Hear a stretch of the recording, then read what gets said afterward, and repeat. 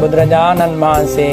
දේශනා කරනවා මහා පොළවේ ඇවිදගෙන යන අය අතර මහා සංඝරත්නය තමයි ශ්‍රේෂ්ඨ වන්නේ කියලා බුදු සිරි මුව මඩලින් වදාරන්නේ. එනිසා මේ මිහි මඩලේ ඇවිදගෙන යන අය අතර මහා සංඝරත්නයේ ශ්‍රේෂ්ඨ භාවය වචන වලින් කියන්න බෑ.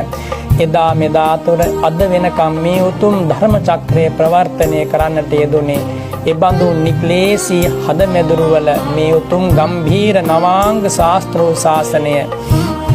අප්‍රමාණ ශ්‍රද්ධාවකින් දරාගෙන ආපු උතුමන් වහන්සේලා විසින් මමත් ඒ උතුමන් වහන්සේලාට ණය ගැති ඔබත් ඒ උතුමන් වහන්සේලාට ණය ගැති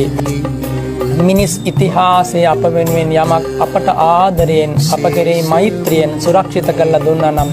මේ ශ්‍රී සද්ධර්මයේ පමණයි. ඔබ ආද සුදෝ සුදු වතින් සරසුනේ ඔබ ඔය සාදුකාර දෙන්නේ ඔබ මේ බණපදයේ අසන්නේ මේ මිහි මඩලේ කසාවත් දරාගෙන භද්‍ර යෞවනයේ ශාසන භ්‍රමචර්යාවට පේ කරලා කැප කරලා පාරිශුද්ධ ජීවිත පරපුරෙන් පරපුරට දායාද කළ මේ මහා පොළව මේ මිහි මඩල විරාගීත්වයෙන් අලංකාර කළ දිව්‍ය ලෝකවල බ්‍රහ්ම ලෝකවල දෙවිවරුන්